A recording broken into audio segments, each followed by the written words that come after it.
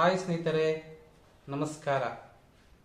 ಈ ವರ್ಷ 2025 ಮಾರ್ಚ್ ಕೂಡ ಮುಗೀತು, ಏಪ್ರಿಲ್ ಬಂತು. ಈ 2025 ಬಂದು 3 ತಿಂಗಳು ಆಯಿತು ಸ್ನೇಹಿತರೆ. ಆದರೆ ಈ ವರ್ಷದಲ್ಲಿ ಏನಾಗ್ತಿದೆ, ನಮ್ಮ ದೇಶ ವಿದೇಶಗಳಲ್ಲಿ ಆಗ್ತಕ್ಕಂಥ ಸಮಸ್ಯೆಗಳು ನೀವು ನೋಡ್ತಾ ಇದ್ದೀರಾ.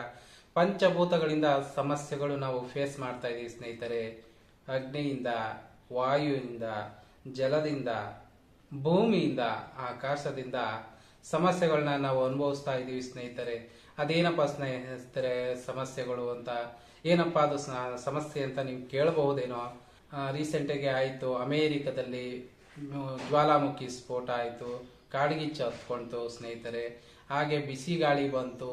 ಈಗ ಬಿಸಿಲು ಅಂದ್ರೆ ಬೆಳಕಿನಿಂದ, ಅಂದ್ರೆ ಆಕಾಶದಿಂದ ಬೆಳಕಿನಿಂದ ಹೀಟ್ ವ್ಯೂಸ್ ಬರ್ತಾ ಇದೆ, ತುಂಬಾ ಬಿಸಿ ಆಗ್ತಿದೆ ಭೂಮಿ. ಜಲದಿಂದ ಕೆಲವು ಕಡೆ ಪ್ರಳಯ ಅಂದ್ರೆ ಕೊಚ್ಕೊಂಡು ಹೋಗತಕ್ಕಂತ ಸನ್ನಿವೇಶ ಕೂಡ ಉದ್ಭವ ಆಯಿತು. ಅಂದ್ರೆ ಪಂಚಭೂತಗಳಿಂದ ಏನೆಲ್ಲ ಆಗ್ಬೇಕು ಎಲ್ಲ ಆಗ್ತಿದೆ. ಅದಕ್ಕಿಂತ ಹೆಚ್ಚಾಗಿ ಅಮೆರಿಕದಲ್ಲಿ 250 ಕಿಲೋಮೀಟರ್ ವೇಗದಲ್ಲಿ ಗಾಳಿ ಬೀಸ್ತು. ಎಷ್ಟೋ ಜನ ಸಾವಾದ್ರು, ಎಷ್ಟೋ ಜನ ಮೈ ಕೈಲಿ ಒಂದೊಂದು ಪಾರ್ಟ್ಸ್ಗಳನ್ನ ಕಳ್ಕೊಂಡ್ರು, ಅವರವರ ಸಂಬಂಧಿಕರುಗಳನ್ನೇ ಕಳ್ಕೊಂಡವ್ರೆ. ಈಗೇನಾಗ್ತಿದೆ, ನಮ್ಮ ಭಾರತದ ಈಶಾನ್ಯ ದಿಕ್ಕಲ್ಲಿ ಅಂದ್ರೆ ಚೈನಾ ಇರ್ಬೋದು, ನಮ್ಮ ನೇಪಾಳ ಇರ್ಬೋದು, ಮಯನ್ಮಾರ್ ಇರ್ಬೋದು, ಈ ಕಡೆ ಟಿಬೆಟ್, ಈ ಕಡೆ ದಿಕ್ಕಿನಲ್ಲಿ ಎಷ್ಟೆಲ್ಲ ಅನಾಹುತ ಆಗ್ತಿದೆ ಅಂತ ನೀವು ನೋಡ್ತಾ ಇದ್ದೀರಾ ಸ್ನೇಹಿತರೆ.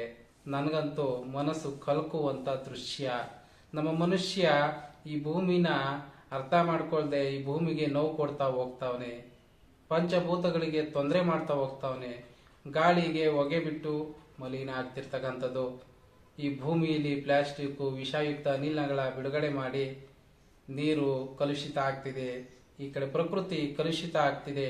ಪ್ರತಿಯೊಂದನ್ನು ಕೆಟ್ಟದನ್ನ ಮಾಡ್ತಾ ಹೋದ್ರೆ ಈ ಭೂಮಿ, ಈ ಪಂಚಭೂತಗಳು ಎಷ್ಟು ಅಂತ ಸಹಿಸ್ಕೊಂಡು ಹೋಗ್ತದೆ ಸ್ನೇಹಿತರೆ. ಆ ಕಾರಣದಿಂದ ಈಗಾಗಲೇ ಈಶಾನ್ಯ ದಿಕ್ಕಿನಲ್ಲಿ ಎಷ್ಟು ಜನ, ಲಕ್ಷಾಂತರ ಜನ ಸಾವನ್ನಪ್ಪುವಂತ ಪರಿಸ್ಥಿತಿ ಬಂದಿದೆ. ಈ ಭೂಕಂಪ ಆಗಿ ಭೂಕುಸಿತದಿಂದ ಎಷ್ಟೋ ಬಿಲ್ಡಿಂಗ್ಗಳು ಉಂಟೋಯ್ತು. ನ್ಯೂಸ್ ಅಲ್ಲಿ ನೀವು ನೋಡಿದ್ದೀರಾ, ಒಂದು ಬಿಲ್ಡಿಂಗ್ ಅಲ್ಲಿ ಭೂಕಂಪಕ್ಕೆ ಆ ಮೇಲೆ ಇರ್ತಕ್ಕಂಥ ಸ್ವಿಮ್ಮಿಂಗ್ ಪೂಲ್ ಇಂದ ನೀರು ಕೆಳಗಡೆ ರಭಸವಾಗಿ ಹರಿದಿರ್ತಕ್ಕಂಥದ್ದು ವಿಡಿಯೋ ನೀವು ನೋಡಿದ್ರಿ. ಅದ್ರ ಜೊತೆಗೆ ದೊಡ್ಡ ದೊಡ್ಡ ಬಿಲ್ಡಿಂಗ್ ಕುಸ್ತು ಹೋದೋ, ಅದ್ರ ಕೆಳಗಡೆ ಎಷ್ಟು ಜನ ಬಿದ್ದು ಸತ್ತಿದಾರೋ ಅದಿನ್ನೂ ಗೊತ್ತಿಲ್ಲ. ಆ ಸರ್ಕಾರ ಹೇಳ್ಕೊಡಲ್ಲ, ಹೊರಗಡೆ ಬಿಟ್ಕೊಡಲ್ಲ. 10, 100, 1000 ಹಿಂಗೆ ಹೇಳ್ಬೋದಷ್ಟೇ, ಆದ್ರೆ ಎಷ್ಟಾಗ್ತಾರೆ ಅಂತ ಗೊತ್ತಿಲ್ಲ. ದಯವಿಟ್ಟು ನಮ್ಮ ಭಾರತದಲ್ಲಿ ಆಗ್ತದೋ ಇಲ್ವೋ, ಆದ್ರೆ ನಮ್ಮ ಭಾರತನ ನಾವು ಕಾಪಾಡ್ಕೊಳ್ತಕ್ಕಂಥದ್ದು ನಾವು ಮಾಡಬೇಕು. ಪದೇ ಪದೇ ಒಂದೊಂದು ಮನೆ ಅಂದ್ರೆ ಒಂದೊಂದು 50 ಮೀಟ್ರು ಅಥವಾ 100 ಮೀಟ್ರು ಅಥವಾ 10 ಮೀಟ್ರಿಗೆ ಒಂದೊಂದು ಬೋರ್ ಆಗ್ತಿದ್ದಾವೆ ಬೆಂಗಳೂರಲ್ಲಿ. ಹೆಜ್ಜೆಗೂ ಒಂದೊಂದು ಬೋರ್ ಕೊರಿತಾ ಇದ್ರೆ ಆ ಭೂಮಿ ಕೆಳಗಡೆ ಕುಸಿತ ಉಂಟಾಯ್ತದೆ, ಸಾಂದ್ರತೆ ಕಮ್ಮಿ ಆಯ್ತದೆ.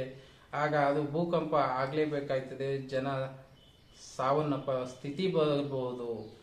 ದಯವಿಟ್ಟು ಇದಕ್ಕೆ ಮರ ಗಿಡಗಳನ್ನ ನೆಟ್ಟು ನಾವು ಕಾಪಾಡ್ಕೊಳ್ಬೇಕು. ಅದು ಮರ ಬೇರ್ಗಳು ಭೂಮಿನ ಹಿಡ್ಕೊಳ್ತವೆ, ಮಣ್ಣನ್ನ ಸವಕಳಿ ತಪ್ಪಿಸ್ತವೆ, ಸ್ಟ್ರಾಂಗ್ ಆಗಿರುತ್ತೆ.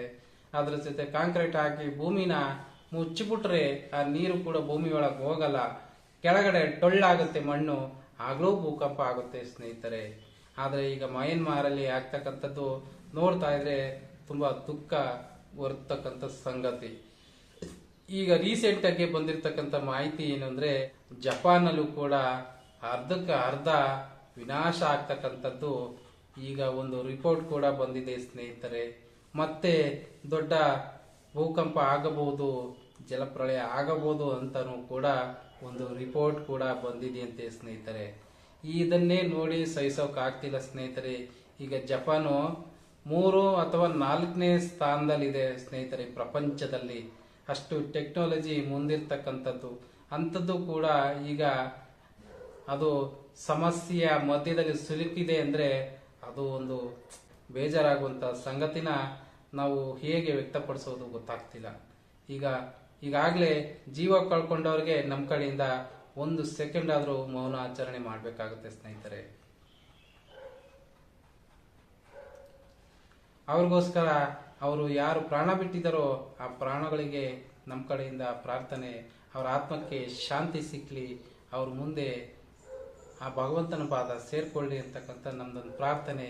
ಬದುಕಿರೋ ಅವರೆಲ್ಲ ಇನ್ನಷ್ಟು ಬುದ್ಧಿ ಕಲ್ತ್ಕೊಳ್ಬೇಕಾಗತ್ತೆ, ಇನ್ನಷ್ಟು ಬುದ್ಧಿವಂತರಾಗಿ ನಮ್ಮ ಪ್ರಪಂಚನ ಕಾಯ್ತಕ್ಕಂಥ ಬುದ್ಧಿನ ಕಲಿಬೇಕು. ಮುಂದಿನ ಪೀಳಿಗೆಗೂ ಈ ಭೂಮಿನ ಉಳಿಸ್ಕೊಡ್ಬೇಕಾದದ್ದು ನಮ್ಮ ಜವಾಬ್ದಾರಿ. ಮುಂದಿನ ಪೀಳಿಗೆಗೆ ನೀರನ್ನ, ಈ ಭೂಮಿನ, ಈ ಪ್ರಕೃತಿನ ನಾವು ಉಳಿಸ್ಕೊಡ್ಬೇಕಾಗತ್ತೆ. ಇಲ್ಲ ಅಂದರೆ ಸ್ನೇಹಿತರೆ, ನಮ್ಮಲ್ಲೇ ವಿನಾಶ ಆಯಿತು ಅಂದರೆ ಮುಂದಿನ ಪೀಳಿಗೆಗೆ ಯಾವ ರೀತಿಯ ಜಾಗ ಇರೋದೇ ಇಲ್ಲ.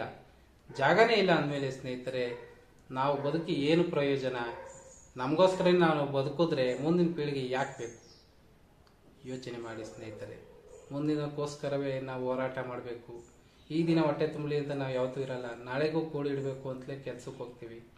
ಹಾಗೆ ನಾಳೆ ಬರುವ ಮುಂದಿನ ಪೀಳಿಗೆಗೋಸ್ಕರ ನಾವು ಬದುಕಬೇಕು. ಆ ಬದುಕನ್ನು ಉಳಿಸ್ಕೊಡ್ಬೇಕಾಗತ್ತೆ. ಎಲ್ಲರೂ ಮೌನಾಚರಣೆ ಮಾಡಬೇಕು. ದೇವರಲ್ಲಿ ಎಲ್ಲರನ್ನೂ ಕಾಪಾಡಿ ಅಂತ ಪ್ರಾರ್ಥನೆ ಮಾಡ್ಕೊಳ್ಳಿ. ನಮ್ಮನ್ನ ಕಾಪಾಡಿ ಅಂತ ಯಾವುದೇ ಕಾರಣಕ್ಕೂ ಕೇಳ್ಕೊಬೇಡಿ.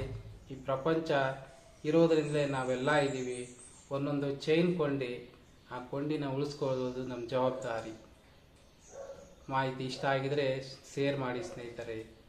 ಧನ್ಯವಾದಗಳು.